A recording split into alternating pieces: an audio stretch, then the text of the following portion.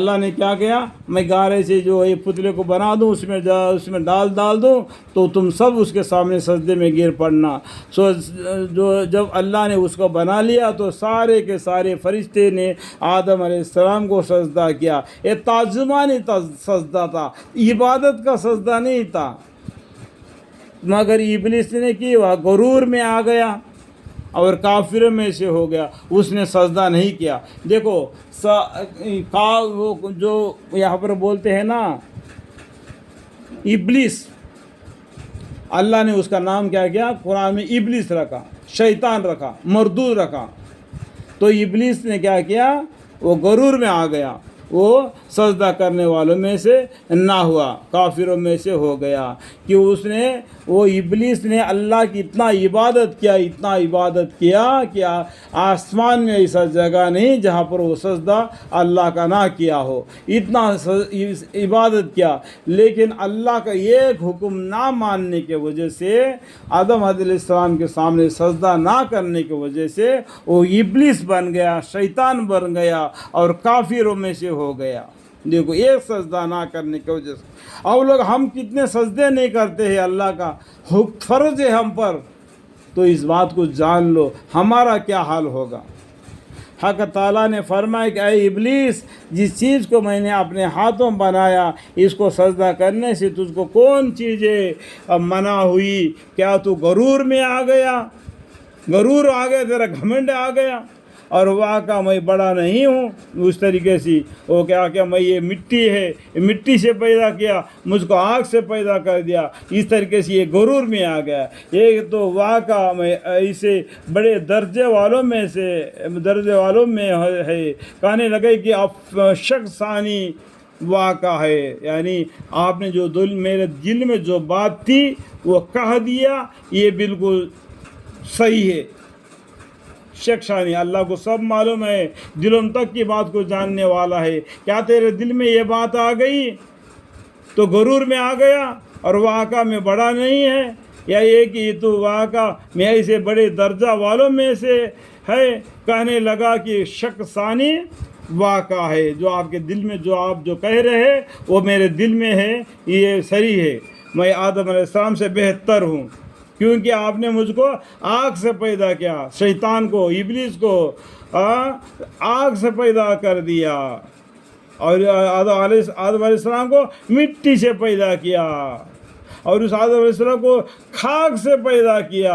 یہ جو مٹی ہے اگر اوپر کو پھینکیں گے وہ نیچے کو گرے گی، آگ کہیں بھی جلا دیں گے اس کا شعلہ اوپر کو اڑے گا۔ اس لیے یہ کیا میں اوپر کو اڑنے والا ہوں، یہ نیچے کو گرنے والا ہے، اس لیے میں اس کو سجدہ نہیں کیا۔ اس طریقے سے وہ غرور گھمنڈ میں آ گیا کہ تو اچھا پھر آسمان سے نکل، کیونکہ بے شک تو اس حرکت سے مردود ہو گیا۔ دیکھو مردود، یہاں پر مردود ابلیس اور شیطان، اس طریقے سے اس کا نام رکھ دیا۔ حدیثوں میں اور کچھ نام ہوگا تو میرے کو معلوم نہیں، جو قرآن میں جو لکھا ہوا ہے وہ میں آپ کو بتا رہا ہوں۔ اس کو مردود بھی کہا، ابلیس بھی کہا، شیطان بھی کہا، اور کافروں میں شامل ہو گیا، ایسا بھی کہا۔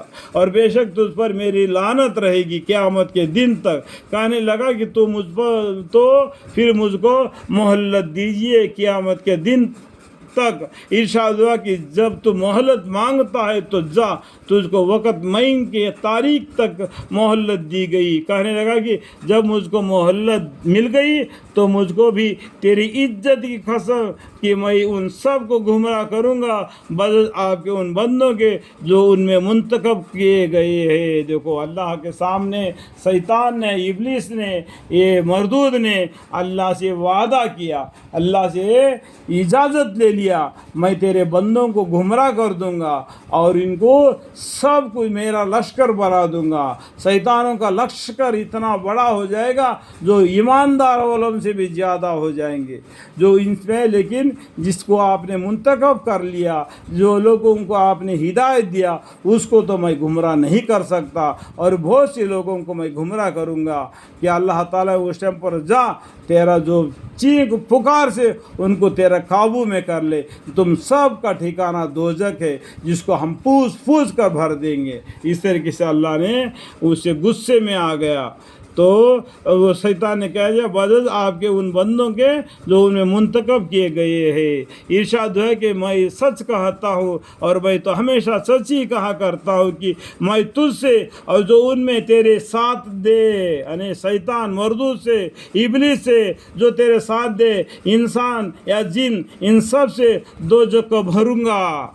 آپ کہہ دیجئے کہ میں تم سے اس قرآن کے تبلیغ پر نہ کچھ معاوضہ چاہتا ہوں. آپ مطلب ہمارے پیغمبر صلی اللہ علیہ وسلم کو اللہ تعالیٰ کہتے ہیں کہ آپ کہہ دیجئے کہ میں تم سے اس قرآن کے تبلیغ پر نہ کچھ معاوضہ چاہتا ہوں اور نہ میں بناوٹ کرنے والوں میں سے ہوں. یہ قرآن تو اللہ کا کلام اور دنیا جہان والوں کے لیے بس ایک نصیحت ہے. اور تھوڑے دنوں پیچھے تم کو اس کا حال معلوم ہو جائے گا یعنی مرنے کے ساتھ ہی حقیقت کھل جائے گی. یہ حق تھا. اب مرنے کے بعد حقیقت کھل جانے سے کیا فائدہ؟